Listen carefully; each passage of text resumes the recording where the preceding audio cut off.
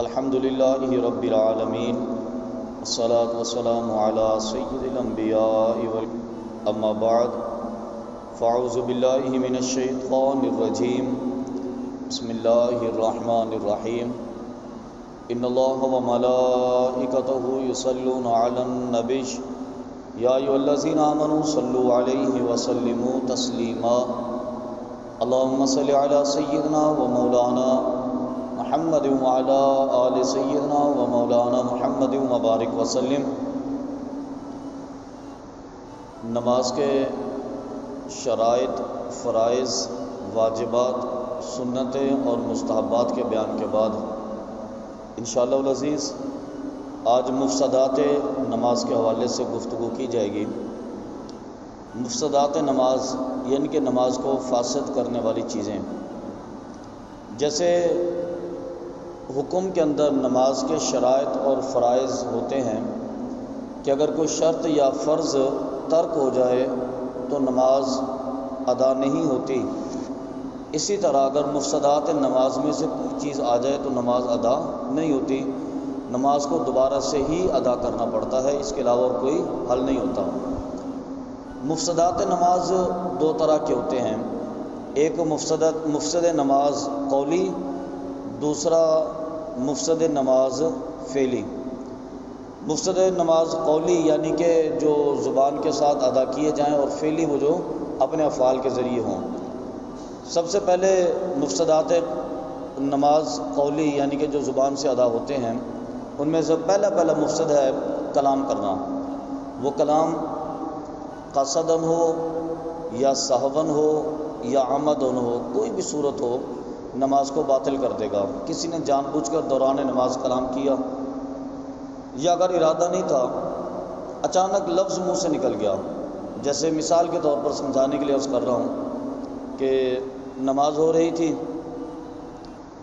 اگر دوران نماز غلطی سے کسی نے بیٹھنا تھا وہ کھڑا ہو گیا، یا کھڑا ہونا تھا وہ بیٹھ گیا، اور اسی کی نماز میں شریک دوسرے بندے نے اس کو لقمہ دیا، لیکن لقمہ دیتے ہوئے لفظ کہا جاتا ہے اللہ اکبر، اس نے اللہ اکبر کی بجائے کہہ دیا بھائی کھڑے ہونا ہے،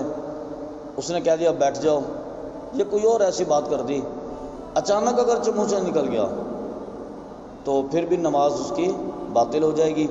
تلاوت کے اندر غلطی آ گئی اور بجائے تلاوت کے الفاظ ادا کرنے کی اس نے بات یہ غلط پڑھ رہے ہیں آپ، نہیں کہ الفاظ ادا کے کوئی بھی لفظ ایسا منہ سے نکل گیا جو نماز سے تعلق نہیں رکھتا تھا تو نماز اس کی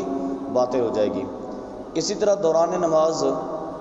اپنی زبان کے ساتھ کسی کے سلام کا جواب دے دینا۔ نماز پڑھ رہے تھے، کوئی آیا، اس نے اگرچہ دوسرے کو سلام کیا، اس نے کہا السلام علیکم، اس نے منہ سے کہہ دیا وعلیکم السلام، یا اس نے اسی کو سلام کیا اور اس نے کہہ دیا وعلیکم السلام، تو دونوں صورتوں میں اس کی نماز ٹوٹ جائے گی۔ اسی طرح اس کے ساتھ کوئی شخص کھڑا تھا اور اس کو چھینک آ گئی، اس نے اس کے جواب میں کہہ دیا یرحمک اللہ، پھر بھی اس کی نماز ٹوٹ گئی۔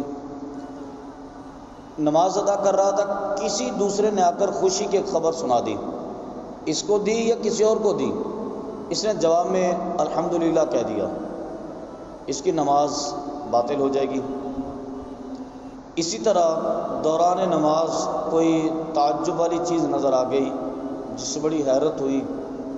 تو اس نے اس کے جواب میں کہہ دیا سبحان اللہ، کیا بات ہے، یعنی کہ ہم تعجب سے ایک اظہار کرتے ہیں نا کسی چیز کا، تو جب اس نے کہہ دیا نا سبحان اللہ تعجب کے ارادے سے، تو اس کی نماز ٹوٹ گئی۔ اگرچہ یہ الفاظ سبحان اللہ الحمدللہ نماز کے اندر بھی ہوتے ہیں، الحمدللہ رب العالمین کہنا تھا، لیکن وہ نماز کی ادائیگی میں تھا، یہ تعجب کی وجہ سے یا خوشی کے اظہار کی وجہ سے اس کی نماز ٹوٹی۔ اسی طرح کسی نے کوئی بری خبر سنا دی، اسی کو دی یا کسی اور کو دی، توجہ میں بات آ گئی اور اس نے جواب میں کہا انا للہ و انا الیہ راجعون، تو پھر بھی نماز اس کی باطل ہو گئی۔ اسی طرح کسی کو جواب تو دے دینا، لیکن وہ جواب قرآن مجید فرقان حمید کے الفاظ کے ساتھ ہی ہو، پھر بھی نماز اس کی باطل ہو گئی۔ کسی نے کوئی خبر سنائی اور اس نے جواب میں اس کے قرآن پاک کی کوئی آیت مبارکہ پڑھ دی کسی بھی تلفظ کے ساتھ، تو اس بندے کی نماز باطل ہو گئی۔ اسی طرح کسی نے آپ کے سامنے اللہ کا نام دے دیا، اس کے جواب میں کہہ رہا جل جلالہ، کسی نے کہا اللہ، اس کے جواب میں کہہ دیا عز و جل، نماز اس کی باطل ہوگی۔ کسی نے کہہ دیا رسول، آپ نے کہہ دیا صلی اللہ علیہ وسلم، تو اس کا جواب میں بھی نماز باطل ہو جائے گی۔ اسی طرح نبی کریم صلی اللہ علیہ وسلم کی ذات پر درود پاک کے الفاظ ادا کر دینا، صلی اللہ علیہ وسلم، جیسے میں نے عرض کیا، کسی بھی ارادے سے ادا کرنا وہ بھی نماز کو باطل کرے گا۔ امام کی قرات کے جواب میں صدق اللہ العظیم و صدق الرسول النبی الکریم، ان الفاظ کو پورے ادا کر دینا، سنگل کر کے مفرد کر کے ادا کرنا کسی بھی صورت میں نماز کو باطل کر دیتا ہے۔ امام نے کہا جیسے پڑھتے اہدنا الصراط المستقیم صراط الذین انعمت علیہم غیر المغضوب علیہم ولا الضالین، اس نے کہا صدق اللہ العظیم، یا تلاوت کر رہے تھے سورت مکمل کی، جواب میں اس نے کہہ دیا صدق اللہ العظیم، پھر بھی نماز باطل ہو گئی۔ اسی طرح شیطان کا نام سن کر اس پر لعنت کے الفاظ ادا کر دینا، دوران تلاوت امام صاحب نے ایسی آیات تلاوت کی جس میں شیطان کا ذکر تھا، اس نے لعنت اللہ علیہ کے الفاظ ادا کر دیے، یا کوئی اور لفظ جس سے شیطان کو ملامت کرنا مقصود تھا، نماز اس کی باطل ہو گئی۔ اسی طرح دوران نماز چاند دیکھا اور ربی اللہ و ربک اللہ کے الفاظ ادا کر دیے اللہ کی تحمید کے، پھر بھی نماز باطل ہو گئی۔ اور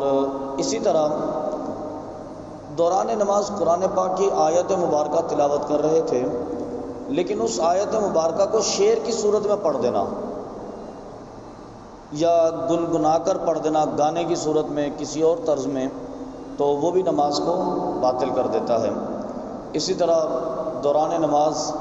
جسم پہ اگر کوئی زخم تھا، کوئی درد تھا، اس کے منہ سے آہ کے الفاظ نکل گئے، اوہ کے الفاظ نکل گئے، ہائے کے الفاظ نکل گئے، کوئی ایسا لفظ جو اس کی تکلیف پر دلالت کرنے کے لیے تھا، وہ بھی نماز کو باطل کر دے گا۔ اسی طرح دوران نماز قرآن پاک کو دیکھ کر تلاوت کرنا، دیکھ کر تلاوت کرنے سے بھی نماز باطل ہو جاتی ہے۔ اگر سامنے تلاوت کر رہے تھے، سامنے الفاظ لکھے ہوئے قرآن پاک کے اور دیکھ کر اس کو تلاوت کیا جا رہا ہے، پھر بھی نماز باطل ہو جائے گی۔ وہ دیکھنا سکرین کی صورت میں بھی ہو، LED کی صورت میں ہو، جیسے پینافلیکس ہے اس کی صورت میں ہو، یا کاغذ اس کے سامنے موجود ہو، کوئی بھی ایسی چیز قرآن پاک اگر دیکھ کر تلاوت کیا تو نماز باطل ہو جائے گی۔ اسی طرح تورات میں سے، انجیل میں سے، زبور میں سے، یا کوئی اور آسمانی کتاب یا صحیفہ اگر سامنے ہو یا اس کی عبارت اس نے تلاوت کر لی تو پھر بھی نماز اس کی باطل ہو جائے گی۔ اچھا، اسی طرح امام کو لقمہ اس بندے کا دینا جو امام کی نماز میں نہیں ہے، اور اگر اس نے لقمہ دیا تو اس کی نماز باطل، اگر امام نے لقمہ لے لیا تو امام کی نماز بھی باطل۔ جیسے مثال دے رہا ہوں میں سمجھانے کے لیے کہ جماعت ہو رہی تھی، امام صاحب نے اس میں امام صاحب نے پڑھا الحمدللہ رب العالمین الرحمن الرحیم مالک یوم الدین، 6-8 افراد 15-20 افراد نماز پڑھ رہے تھے، ایک بندہ پیچھے سے آیا، امام صاحب بھول گئے اہدنا الصراط المستقیم، تو وہ بندہ آ کے اپنی علیحدہ سے نماز پڑھ رہا تھا، اس نے کہا امام صاحب کو بتانے کے لیے اہدنا الصراط المستقیم، وہ جیسے ہی بولا نا اس کی اپنی نماز تو ٹوٹ گئی۔ اب اگر امام صاحب نے اس کے لقمے کو لیتے ہوئے کہا اہدنا الصراط المستقیم تو اب امام صاحب کی نماز بھی ٹوٹ گئی۔ اور یہ بھی یاد رہے کہ جماعت کے اندر اگر امام کی نماز ٹوٹے گی تو باقی سب کی نماز بھی ٹوٹ جائے گی۔ اس لیے لقمہ دیتے ہوئے بالخصوص اس بات کا خیال ہونا چاہیے کہ میں اسی امام کی جماعت میں شریک ہوں۔ جیسے آج کل رمضان المبارک کا ماحول ہے، اگر نماز تراویح کے دوران میں امام صاحب کو غلطی آئی اور لقمہ دینے والا امام کی تراویح میں موجود نہیں تھا، اگرچہ تراویح میں تھا لیکن امام کی تراویح میں نہیں تھا، وہ اپنی علیحدہ سے نماز ادا کر رہا تھا، تو اس نے امام صاحب کو لقمہ دے دیا۔ اب ظاہر ہے کہ وہ اپنی نماز پڑھ رہا تھا، نماز میں اختلاف ہوا، اس کی نماز تو ٹوٹ گئی، جیسے ہی امام صاحب نے لقمہ لیا امام صاحب کی نماز بھی ٹوٹ گئی۔ تو اس طرح کے انداز میں مقتدی وہ بندہ لقمہ دے جو امام کی نماز میں نہیں ہے، یہ چیز بھی نماز کو باطل کر دے گی۔ پھر اسی طرح ایسی دعا جن کے الفاظ عام طور پر ہم دنیا میں ادا کرتے ہیں، اگر وہ دعا کے الفاظ قرآن یا حدیث میں منقول تھے پھر تو نماز نہیں ٹوٹے گی، خود ہی زبان سے ادا کر دی دوران نماز، اے رب ذوالجلال میری شادی کروا دے، اے رب ذوالجلال مجھے نوکری عطا کر دے، مجھے مکان دے دے، یہ چیزیں اگر اس نے اپنی زبان کے الفاظ سے ادا کی تو نماز باطل ہو جائے گی۔ ہاں اگر ایسا قرآن پاک کی کسی آیت مبارکہ میں تھا پھر نماز میں کوئی حرج نہیں ہے، جیسے اس نے کہا نا کہ ربنا هب لنا من ازواجنا وذرياتنا قرۃ اعین واجعلنا للمتقین اماما، کوئی عرض نہیں ہے، وہ دعا تو کر رہا ہے کہ اللہ میں بیویاں عطا فرما، میں اولاد عطا فرما جو آنکھوں کی ٹھنڈک ہو، لیکن چونکہ وہ قرآن کے الفاظ تھے تو ایسی صورت میں اس کی نماز باطل نہیں ہوگی۔ اسی طرح قرآن مجید فرقان حمید کی تلاوت کے دوران میں اس انداز میں لفظ ادا کرنا جس سے اس کا ترجمہ بگڑ جائے، اس کے معانی کے اندر، اس کے مفہوم کے اندر فاش غلطی آ جائے، اس کی وجہ سے بھی نماز باطل ہو جاتی ہے۔ جیسے میں ایک مثال دے رہا ہوں کہ کسی شخص نے ایسے الفاظ ادا کیے نماز کے دوران، تھے تو قرآن پاک کی تلاوت کے، لیکن اس میں نبی کریم صلی اللہ علیہ وسلم کی رسالت کا انکار ہو گیا، یا اللہ رب العالمین کی کسی صفت کا انکار ہو گیا،